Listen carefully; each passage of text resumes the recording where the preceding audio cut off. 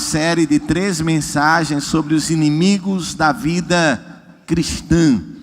Pastor, a vida cristã tem inimigos? Tem, né? Temos pelo menos três grandes inimigos. Domingo passado nós falamos sobre o mundo. E a Bíblia diz que não ameis o mundo, nem o que no mundo há. Pois se alguém ama o mundo, o amor do Pai não está nele. Pois tudo o que há no mundo é concupiscência dos olhos, concupiscência da carne e soberba da vida, não provém do Pai, mas do mundo. Esse texto está lá em 1 João, capítulo 5, verso 4 em diante.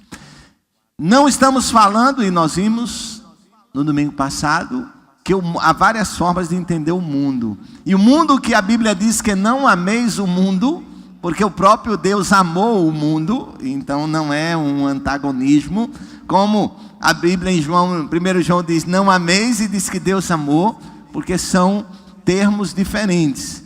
A Bíblia está dizendo que não amemos ao sistema de rebelião contra Deus que existe no mundo, que tenta afastar todos da adoração ao Senhor.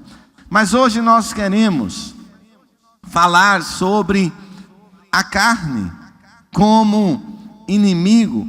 Não vou aqui em nenhum momento defender que você seja vegetariano, não é esta carne que nós estamos falando, não é esta carne que é inimiga, embora possa existir aí entre as pessoas algumas discussões sobre isso, entre os adeptos e não adeptos, entre aqueles que fazem a opção por uma dieta com mais carne ou com menos carne. Não é esse o objetivo. Mas abra a Bíblia em Romanos 1:3. Abra a palavra do Senhor, em Romanos 1:3, que é um dos textos que nós queremos usar. Romanos 1:3.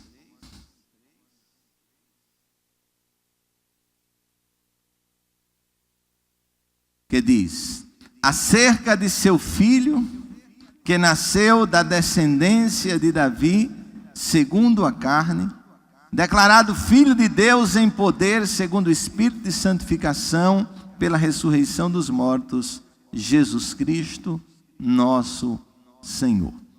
A palavra carne, ela tem uma abrangência também como a palavra mundo tem. O primeiro entendimento que nós devemos ter da palavra carne é que ela é relativa à nossa constituição. Nós somos formados, o nosso corpo é formado de carne. E quando nós estamos falando de carne como inimiga da vida cristã, nós não estamos falando dessa constituição aqui que nós temos. Nós não estamos falando dela, porque nós devemos cuidar dela, devemos zelar por ela. Ela é o templo do Espírito, Nós dizemos que o nosso corpo é o templo do Espírito Santo. Então, a carne que falamos não é esta carne. Eu li certa vez de um homem, e esse homem ele era um ladrão, e ele tinha aquela doença que tudo o que via ele tinha tendência de roubar, Cleptomania. Tudo que via ele pegava. E ele, lendo a Bíblia, ele leu um texto que dizia que se o teu olho te faz pecar, arranca-o, porque é melhor que entres na eternidade cego do que não entres. E aquele homem, não tendo o entendimento devido, pegou uma lata de soda cáustica e passou nos seus olhos. Não é esta carne, desta forma, que nós devemos eliminá-la ou anulá-la. Não é esta carne que nos leva a uma descendência. Nós somos biologicamente família pelo nascimento carnal, pela carne. A Bíblia diz lá em Gênesis que deixará o homem seu pai e sua mãe, unir-se-á sua mulher, e serão os dois uma só carne. Então a Bíblia está falando de relacionamento. A carne, ela nos impulsiona a relacionamentos que são relacionamentos abençoados por Deus. O que nós queremos trazer como a palavra carne como inimiga da vida cristã é a tendência existente, a tendência que vem do mundo, a tendência que é uma herança do pecado, em fazer o que é mal, em fazer o que é errado, em fazer o que é perverso. Não são, portanto, os nossos órgãos. Ah, pastor, eu tenho um olho mau, eu só olho para as coisas com maldade. A gente vai ver que isso é algo que você pode trabalhar na sua vida, que o problema não é biologicamente o seu olho. Deixa o seu olho aí, cuida dele, zela por ele. Você precisa andar em espírito. Quando você andar em espírito, seu olho vai melhorar, seu olho vai ficar bom, seu olho vai ser abençoado, né? Ah, pastor, meu problema é a minha mão. Quando você andar em espírito, o problema da sua mão vai ser resolvido também. E vai para a língua, como a Bíblia fala da língua, né? E diz que é um órgão difícil, mas também ele é submetido ao Espírito Santo. A gente vai ver isso ao longo da nossa reflexão. Então, meus queridos, a carne que nós queremos tratar como inimiga da vida cristã é a natureza pecaminosa. Nós nascemos com uma natureza pecaminosa. Não é a constituição física ou biológica, mas é uma natureza que está intrínseca, que está colocada dentro do homem. E nós vemos algumas características da natureza desta carne. Uma das primeiras características é que nós temos uma tendência de autojustificação. Nós sempre queremos justificar o nosso erro. Isso é uma tendência da carne, da natureza pecaminosa. E essa justificação, ela vem lá de Adão e de Eva. Quando eles pecaram, primeira coisa, cada um tentou se auto-justificar. Quando Deus vai para Eva e diz: Eva, o que aconteceu? Eva diz: Senhor, foi a serpente. O que é que Eva está dizendo? Senhor, não fui eu, foi a serpente.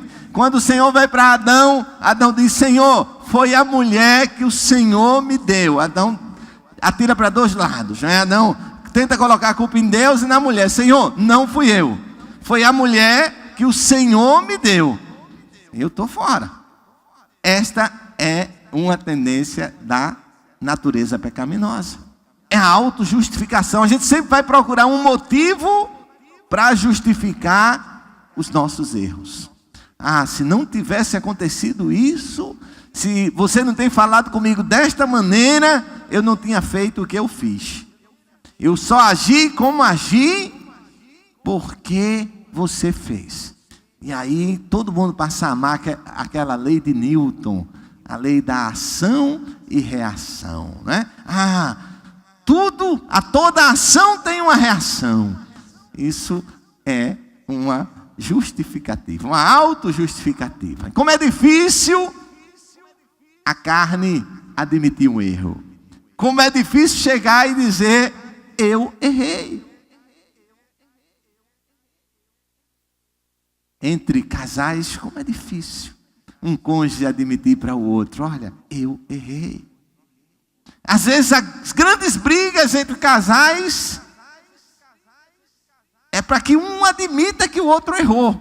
Então não é nem mais pelo problema que aconteceu, mas admita que você errou, reconheça o seu erro. Entre pais e filhos, entre amigos, autojustificação. E agora, a segunda característica da natureza da carne é o prazer nas falhas dos irmãos.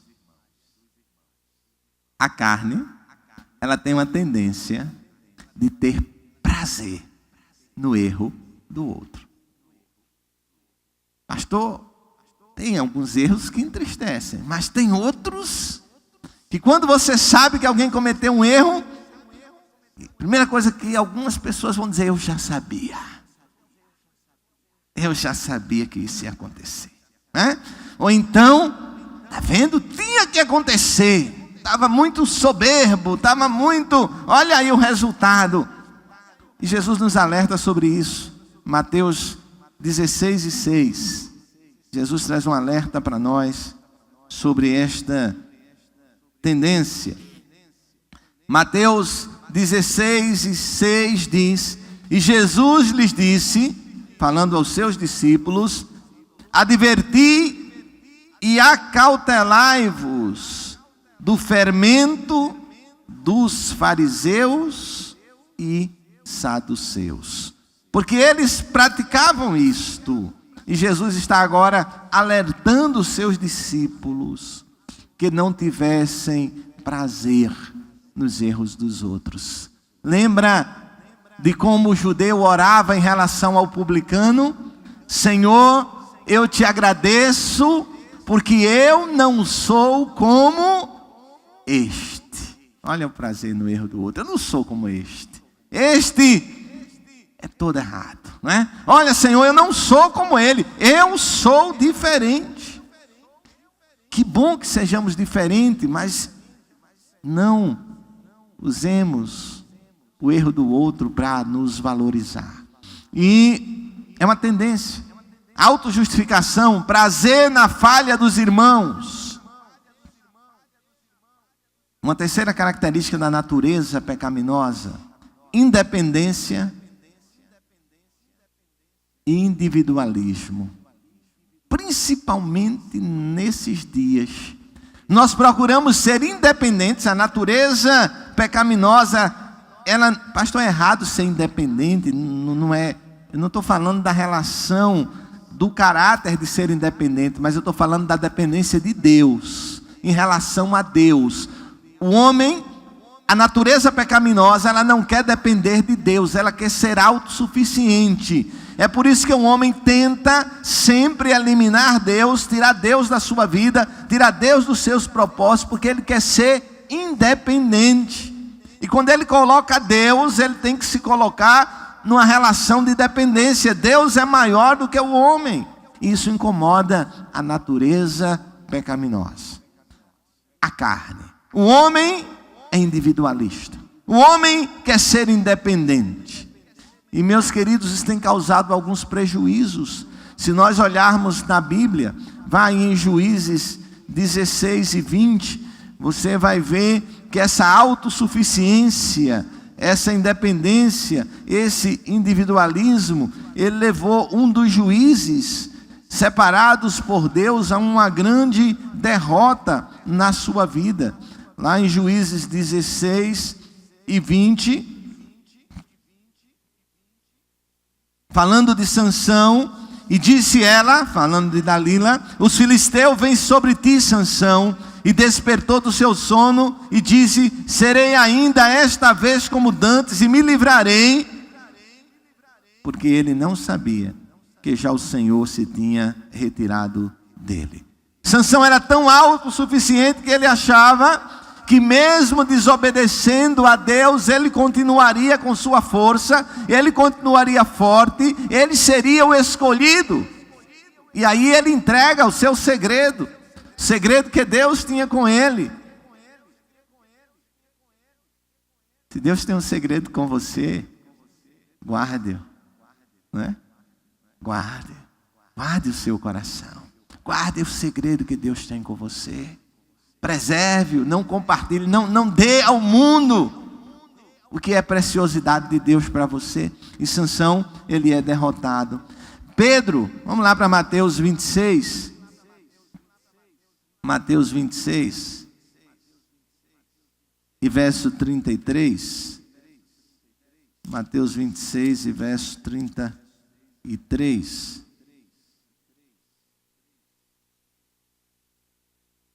Mas Pedro, respondendo, disse-lhe: ainda que todos se escandalizem em ti, eu nunca me escandalizarei. Pedro, individualista. Pedro, independente. Pedro dizendo ao Senhor: olha, Senhor, se todos se negarem, eu. É a natureza humana, é a natureza pecaminosa, é a natureza carnal. A carne, ela não admite fraqueza. Por isso o apóstolo Paulo diz: quando eu estou fraco, é que eu estou forte. Por quê? Porque uma natureza pecaminosa, ela não admite fraqueza. A carne, ela não admite que é fraca. A carne quer ser sempre forte. A natureza pecaminosa quer ser sempre forte. Por isso o apóstolo Paulo diz: quando eu estou fraco, quer dizer, quando eu reconheço a minha dependência de Deus, quando eu reconheço que de mim mesmo eu não tenho forças, mas minha força vem do Senhor, aí eu me fortaleço. Mas quando quando eu entendo que eu sou forte, e a natureza humana, ela tende a nos levar para isso, para nos levarmos que nós somos fortes, que nós não precisamos estar na presença de Deus, que nós não precisamos estar orando tanto, que nós não precisamos estar buscando tanto. Paulo, 1 Coríntios 3:1, é interessante essa colocação do apóstolo Paulo aqui para a gente. Paulo, 1 Coríntios 3, e versículo 1: E eu, irmãos, não vos pude falar como a espirituais, mas como a carnais, como a meninos em Cristo. Paulo chama as obras da carne de meninice, de crianças, não é? Por quê? Porque uma criança, ela age pelo que ela quer, pelo impulso. Uma criança, ela não vai pensar nas consequências, não é? Ela quer. E ela briga por aquilo que ela quer, não é? Ela briga. Os irmãos que têm filhos pequenos ainda sabem como é. Ela quer. Ela pega uma coisa e vai tirar uma coisa da mão dela, não é? Ela quer me dar e agarra, não é, Olívia? Agarra e quer. Porque ela não sabe a consequência daquilo. E naquele momento ela é tão individualista que ela quer aquilo. Isso é um traço da personalidade da faixa etária, viu? Não é um problema. Mas Paulo compara a carnalidade com isso. Paulo diz: olha, irmãos, eu não vos pude falar como a espirituais, mas como a carnais, como a meninos em Cristo. Então a natureza carnal, ela é uma natureza que age de forma infantil. Então infantilidade, meninice é carnalidade. Às vezes a gente quer ver só carnalidade como sensualidade. E a natureza carnal, ela está disseminada em tantas outras coisas. A meninice é uma carnalidade. Agir impulsivamente, que é um ato de infantilidade, ela está dentro da natureza carnal. E queridos, nós travamos uma luta com tudo isso. E precisamos trabalhar algumas coisas. Uma outra questão da natureza carnal é fugir da culpa. Por isso a autojustificação. A palavra do Senhor diz em 1 João 9, se confessarmos os nossos pecados, Deus é fiel e justo. Mas muitas vezes nós não queremos confessar os pecados, porque queremos fugir da culpa. A carne, ela está em rebelião contra Deus. Romanos 8, 7. A carne está em rebelião contra Deus. Porquanto a inclinação da carne é inimizade contra Deus, pois não está sujeita à lei de Deus, nem em verdade o pode estar. Portanto, os que estão na carne não podem agradar a Deus. A carne, a natureza carnal, a natureza pecaminosa que está em nós, ela vive em estado de rebelião contra Deus. É por isso que se nós dermos espaço a ela, nós vamos estar em estado de rebelião contra Deus. Mas pastor, como é que eu, uma nova criatura, nascido de novo, como é eu uma pessoa que ando com a Bíblia, como é eu uma pessoa que leio a Bíblia, como é que eu posso estar em rebelião contra Deus? Se você não estiver andando em espírito, se você estiver satisfazendo as obras da carne, você está em rebelião contra Deus. Irmãos, como eu tenho aprendido, como às vezes o mundo tem tirado de nós a percepção das coisas de Deus. E a gente tem conduzido a nossa vida cristã como uma vida religiosa. E Deus não está à procura de religiosidade. Os fariseus eram religiosos. Jesus está à procura de adoradores que o adorem em espírito e em verdade, que não cedam espaço para a carne na sua vida. A inclinação da carne é inimizade contra Deus, pois não está sujeita à lei de Deus. Veja, natureza carnal, ela tende à autojustificação, ela tende a ter prazer nas falhas do irmão, ela quer viver independente, individualista, ela quer fugir da culpa, ela está em estado de rebelião contra Deus, e ela está também em um estado de corrupção. Por que a gente vê tanta corrupção? É a natureza carnal, é a inclinação da carne. Ela está onde está o homem, porque no homem está o pecado. E a carne, ela passa por um processo de corrupção, tanto a matéria física, quanto a moral. Paulo fala lá em 1 Coríntios 15 e 53, de um estado de corrupção da carne física, quando ele diz que, porque convém que isso que é corruptível se revista da incorruptibilidade, e que isso que é mortal se revista da imortalidade. Paulo está dizendo que este corpo, agora ele falando da matéria física, ele vai se corromper, ele vai se decompor, ele vai envelhecer e ele vai morrer. Mas também a Bíblia fala de que a carne agora, o lado moral, ele também é um lado corrompível. Veja Mateus 7, a partir do verso 18. Não pode a árvore boa dar frutos maus, nem a árvore má dar frutos bons. Toda árvore que não dá bom fruto, corta-se e lança fora. Há uma corrupção. A carne, ela também apodrece. E queridos, Paulo falando aos Gálatas, lá no capítulo 5 e no verso 21, ele vai trazer para nós uma relação do que a carne produz, do que a tendência pecaminosa produz em nós. Gálatas 5.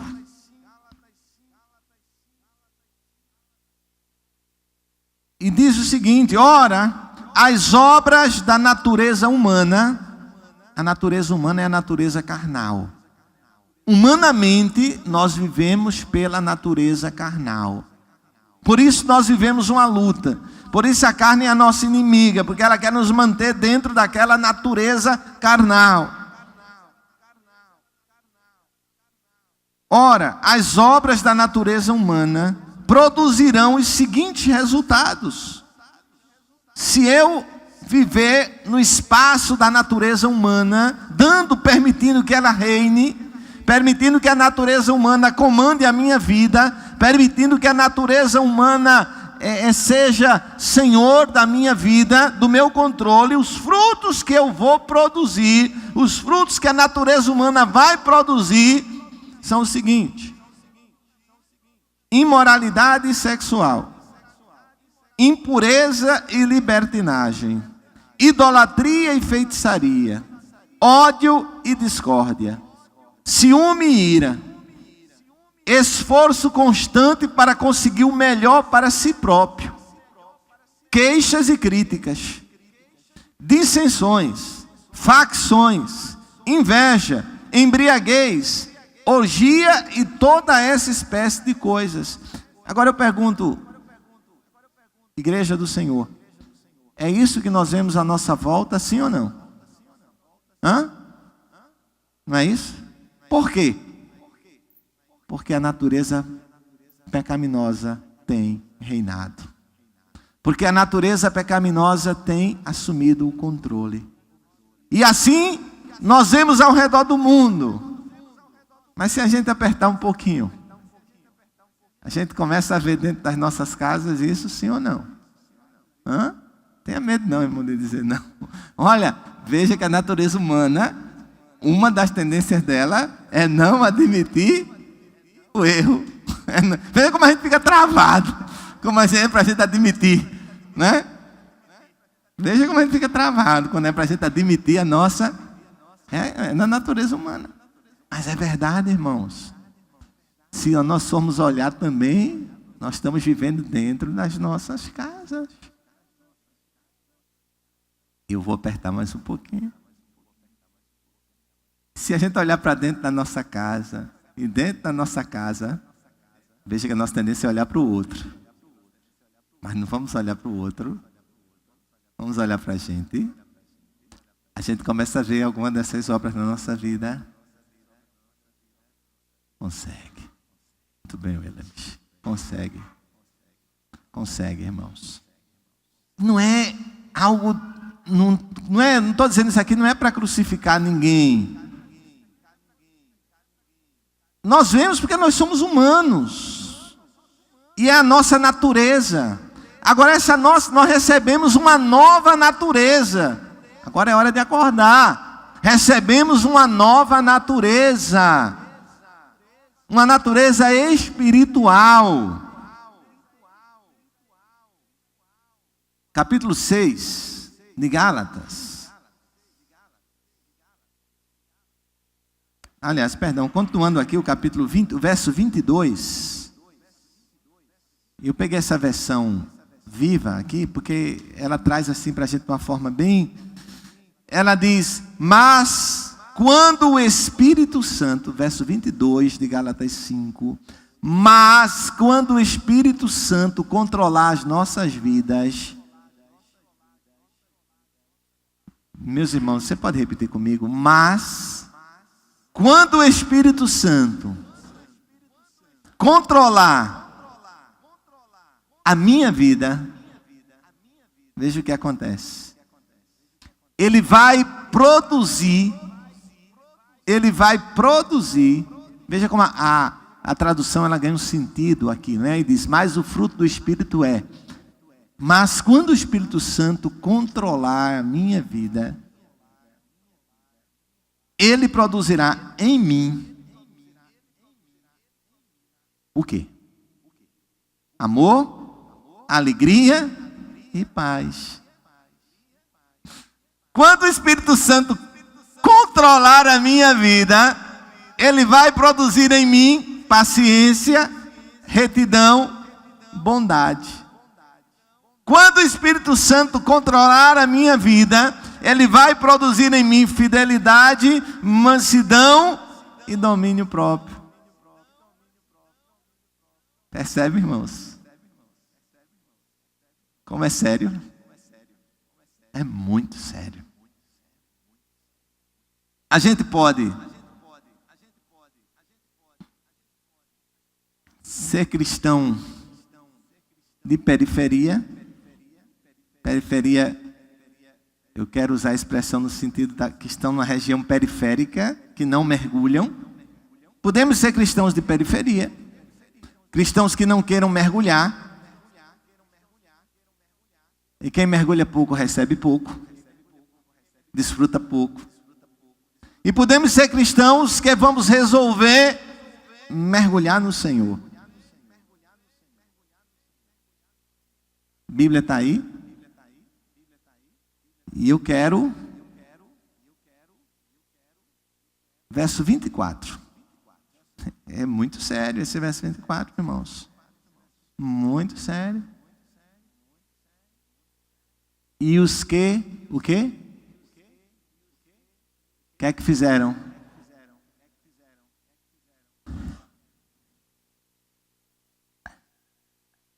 A minha tradução diz, aqueles que pertencem a Cristo Jesus crucificaram seus maus desejos e paixões. Aqueles que são de Cristo Jesus crucificaram a natureza pecaminosa. Aqueles que são. A Bíblia não diz aqueles que quiseram viver em espírito crucificaram. A Bíblia diz aqueles que são. A pergunta é: eu sou de Cristo? Eu pertenço a Cristo? Pertenço a Ele? Lógico, irmãos, que não estou falando aqui que as coisas acontecem assim, tá? Você está na carne, vou sair desse culto hoje aqui em espírito e minha vida toda vai ser em espírito. Não é assim não. Tem um ato, crucificar. Quer dizer, pegar, levar até a cruz, né? Colocar aqui e pregar, né? Estou batendo que é a madeira, viu, irmão? Isso é um símbolo só. Crucificar.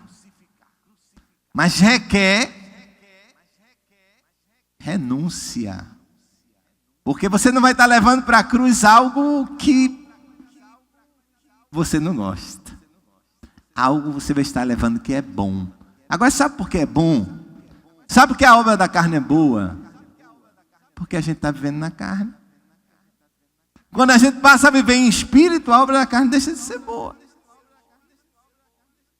Ela não agrada. Você vai... Já ouvi de tantas pessoas que se converteram dizendo: pastor, eu não podia ouvir uma marcha de uma determinada festa aí que eu me arrepiava tudo. Hoje eu não sinto mais nada. Por quê? Porque crucificou, é essa mesmo. Crucificou. Você se arrepiava também, pastor, quando via? Pastor David também se arrepiava quando via. Foi curado. Né? Então, é carne e espírito. Agora, algumas outras coisas, umas são mais fáceis, outras são mais difíceis, né, de tirar, mas tem que ter uma meta, uma determinação, um projeto. Você tem que ter um projeto de vida espiritual. E o projeto deve ser crescer em Cristo a cada dia. É um processo contínuo, não pode parar. Como vencer a carne? Como vencer a carne? Romanos 7, 24. Romanos 7 e 24.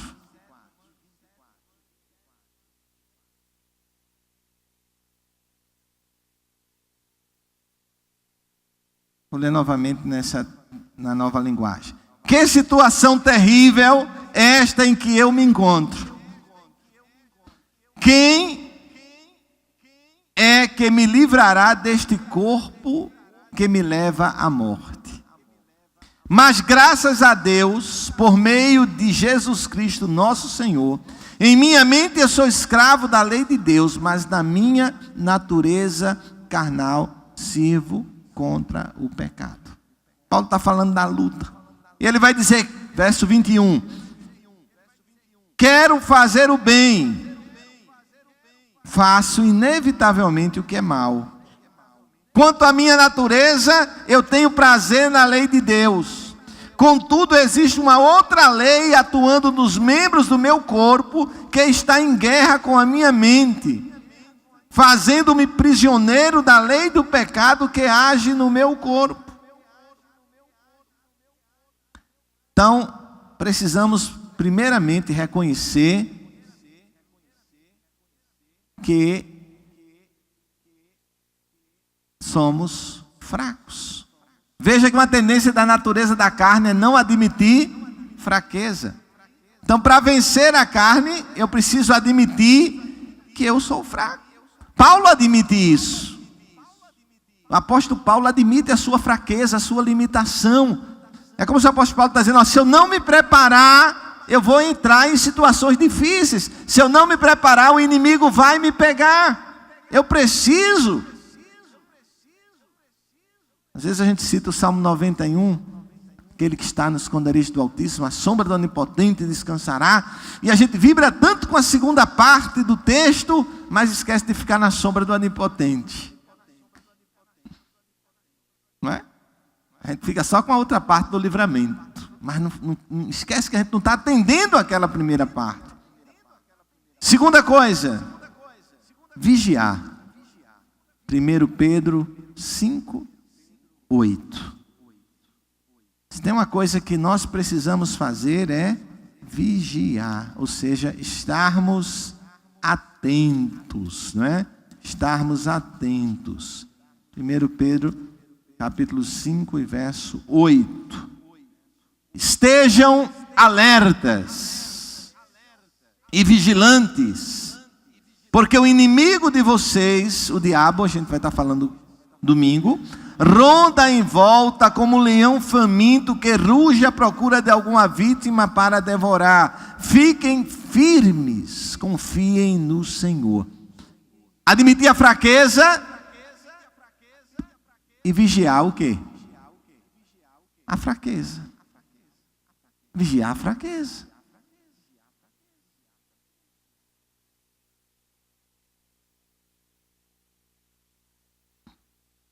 Criar uma dependência de Deus. Buscar auxílio externo. Muitas vezes nós precisamos do auxílio do Senhor, do auxílio de Deus. É Ele que é o nosso ajudador, é Ele que vem em nosso socorro. O Senhor é o nosso socorro, Ele é a nossa fortaleza. Precisamos. Romanos 7,18 diz: eu sei que estou completamente corrompido no que diz respeito à minha velha natureza pecaminosa, porque tenho desejo de fazer o que é bom, mas não consigo fazê-lo. Paulo está novamente falando desta luta. Mas eu preciso buscar força em Deus. Davi, quando disse que ia lutar com o gigante, qual foi a primeira coisa que Saul fez? Botou nele uma armadura. Preparou ele. Humanamente, ele estava preparado, sim ou não? Sim, né? Era um guerreiro, tinha que estar com a armadura de guerreiro. Mas Davi não confiou em quem? Nele. Davi disse: com essa armadura eu não sou ninguém. Querido, com a nossa armadura, nós não somos ninguém. Com a nossa força, nós não somos ninguém. Nós precisamos depender de Deus, do Espírito Santo, né? Enchei-vos do Espírito. Davi olha para Golias e diz: olha, você afrontou a mim? Não, você afrontou o Senhor. E eu vou lutar com você, não é no meu nome, é no nome do Senhor. Quem me deu a vitória sobre você foi o... Sabe quem vai dar a vitória a você sobre a carne? Deus. Deus vai dar a vitória sobre a carne a você. Se você entender isto, se você reconhecer que é fraco, se você estiver vigilante, se você permitir que o Espírito controle a sua vida. Para a gente finalizar, 4 estratégias de luta. Romanos 13, 14, a primeira delas. Romanos 13 e 14. Mas revistam-se do Senhor Jesus Cristo e não façam planos para deleitar-se dos desejos da natureza humana. A Bíblia é linda, né? Mas revistam-se do Senhor Jesus Cristo. Essa tradução aqui também está boa. E não fiquem premeditando como satisfazer os desejos da carne. Eu descobri uma coisa, queridos. O irmão sabe que eu vivo aí numa luta com a dieta.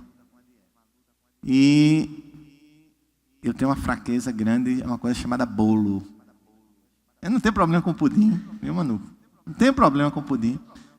Gostei muito de pudim de leite condensado. Hoje eu não como, não tenho problema com pudim. Não tenho problema com o doce, a goiabada, a bananada. Não tenho problema com isso. Não tenho problema com sorvete. Está lá o pote de sorvete. Mas com bolo, irmão Sandro. Fui visitar o irmão Sandro na loja dele lá em São Lourenço. Ele mandou comprar um bolo. Me fez voltar com um bolo na mão. Com bolo eu tenho problema, Williams. E eu aprendi uma coisa. Teve um dia que eu tinha saído, deixei a irmã Neide lá na casa do pai dela e fui resolver uma questão do carro na concessionária. E aí eu disse, eu vou lá no shopping. Aí fui. Entrei em uma cafeteria, sentei sozinho ali, bem escondidinho, e pedi uma xícara de café e uma fatia de bolo. Olha, como foi gostoso comer aquele bolo de banana. Mas sabe uma coisa que eu aprendi? Eu só comi essa fatia porque estava lá no restaurante. Essa semana a irmã Neide postou no Face aí, muita gente viu, pediu a receita. Né? Aí já para melhorar a coisa, eu fiz um acordo com ela, que ela só faria bolo lá em casa quando chovesse. Aí choveu essa semana, ó. E eu tinha chegado na minha melhor meta, onde eu queria de peso. Estava no meu auge ali. 78,7, ainda lembro, cheguei ali. Quando eu chego em casa, está o bolo, aí já estava na internet. Ela disse, mas foi um acordo, você disse que era quando chovesse, choveu, eu fiz. E aí, irmãos, em casa eu não como só uma fatia. Eu como bolo numa tarde.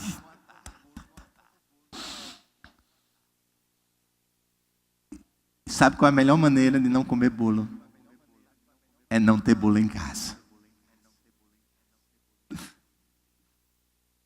Não fiquem premeditando como satisfazer os desejos da carne. Eu vou no shopping, vou sozinho, não vou com ninguém, porque ninguém vai dizer, vai comer bolo? Ninguém vai dizer, eu vou sozinho. Premeditando. Fui sozinho. Primeiro eu tracei tudo na mente, né? Premeditei tudo. Como é que eu vou, como é que eu entro, como é que eu sento. Premeditei tudo. E caí. A Bíblia está dizendo isso, ó, não premedite. Sabe aquele pensador, pai da psicologia moderna, William James? Pensamento gera sentimento e sentimento gera atitude. Por isso a Bíblia diz que nós devemos desfazer na mente. Sabe onde é que Satanás planta as coisas?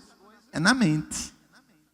Onde é que as fortalezas são levantadas? Na mente. Para que a palavra bata e volte. Não premedite. Afaste-se, né? Primeira estratégia é destruição da sua fonte de sustento. Não premeditar. Não premeditar. Segunda coisa, Colossenses 3:5. Segunda estratégia, né? Primeira estratégia, destruir a sua fonte de sustento. Não premeditar. Segunda, Colossenses 3:5. Eu gosto muito desse texto. Colossenses 3:5. Carta de Paulo aos Colossenses. 3:5. Portanto, fora com as coisas pecaminosas e terrenas, a imoralidade sexual, a impureza, a paixão, os desejos vergonhosos e a ganância que é idolatria. A ira de Deus está sobre aqueles que vivem em desobediência. Você costumava fazê-las quando sua vida ainda era parte deste mundo. Entretanto, agora é o momento de arrancar e lançar fora todas essas coisas. Ira, ódio, maldade, blasfêmia e palavras obscenas. A Bíblia diz que é hora de arrancar e lançar fora. Não mintam uns aos outros. A vida velha que vocês levavam com toda a sua perversidade e que faziam essa espécie de coisa, agora ela está morta e desapareceu. Vocês estão vivendo uma nova vida. Morte da carne. Morte da carne. Primeira estratégia, destruir a fonte de sustento. Segunda, a morte da carne. Terceira, o afastamento das paixões. 1 Timóteo 6 e 11. 1 Timóteo 6 e 11. O afastamento das paixões. Não é, pastor, eu me apaixonei ontem, o senhor está mandando eu me afastar. Não é dessa paixão, não. Essa você precisa. Se orou, está bem, né? 1 Timóteo 6, 11. Você, porém, é um homem de Deus. Pastor, eu não sou homem, eu sou uma mulher. Vale para você também, tá? Que é um princípio. Você, porém, é um homem de Deus. Fuja de todas essas coisas nocivas, e busque a justiça, a piedade, a fé, o amor, a perseverança e a mansidão. Lute o bom combate de fé. Agarre-se com firmeza à vida eterna que Deus lhe concedeu. Queridos, existe uma vida eterna que está reservada para aqueles que temem ao Senhor. Afastamento. E última coisa, Efésios 4, 22. Efésios 4, Coríntios, Gálatas, Efésios.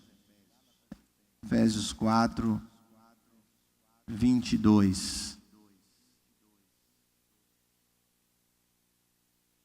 Então, desfaçam-se dessa velha maneira de viver. A velha natureza que era parceira nos seus caminhos, completamente corrompida, cheia de imoralidade e engano. Quanto à antiga maneira de viver, vocês foram ensinados a despir-se do velho homem. A imagem que o texto quer trazer aqui para nós, é que os cristãos, quando se convertiam, eles iam ao batismo com uma roupa. E eles eram batizados. E quando eles saíam das águas, eles tiravam aquela roupa. E aquela roupa, quando tirada, significava que ele estava se despindo do velho homem. Aquela roupa tinha um simbolismo. Eles estavam se despindo do velho homem e vestindo-se agora do novo homem. Por isso, a Bíblia usa essa expressão, despir-se do velho homem.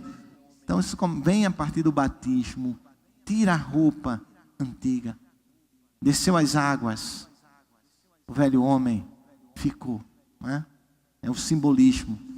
É por isso que eu sempre digo que aqui na igreja a gente não deixa um sentido, a gente orienta a quem se converteu, batize. Porque a Bíblia não diz que ninguém deve fazer discipulado de 3, 4, 6 meses, 2 anos para ser batizado. A Bíblia não diz isso, querido. A Bíblia mostra quem creu foi batizado. Todo texto na Bíblia que tem batismo, seja em Atos, qualquer outro texto nos evangelhos, quem creu foi batizado. A ordem de Jesus é crer, ser batizado. Pastor, mas se desviar, o problema é de quem se desviou. O papel da igreja é pregar e batizar. O papel da igreja é fazer o que Jesus mandou. Não tem discipulado de 2 anos, de 6 anos. Pastor, tem que aprender, tem que saber, tem que crer, irmão. Tem que crer. Creu, seja batizado. Aí começa a procurar coisa e pedir certidão do SPC olha, se converteu no SPC, saiba que dentro de algum tempo Deus vai tirar. Se mudar, né? Se mudar a sua conduta, a sua prática, Deus vai tirar. Vai regularizar a sua vida. Não creio também, viu, irmãos? Não creio nisso. Isso para mim é heresia. Irmãos, eu estava no SPC e comecei a orar. Orei. Da outra vez, quando ligaram para lá, meu nome não estava mais. Irmãos, Deus não trabalha assim, não. Deus trabalha você indo lá e pagando. Deus honra isso. Deus não vai fazer seu nome desaparecer lá não, sem você pagar a dívida que tem.